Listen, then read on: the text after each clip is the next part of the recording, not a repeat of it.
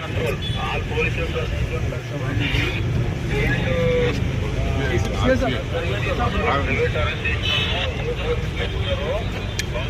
Details sign తీసుకోవాలి. వాళ్ళ details మొత్తము పెద్దలో రాసుకుంటున్నాం సార్.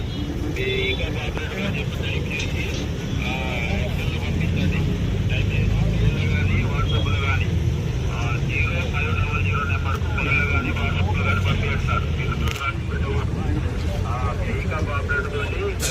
మీరు రైట్ ఆఫీసర్ టైప్ చేసి పోలీసులు పంపించాను. క్లియర్గా మనం చెప్పాము.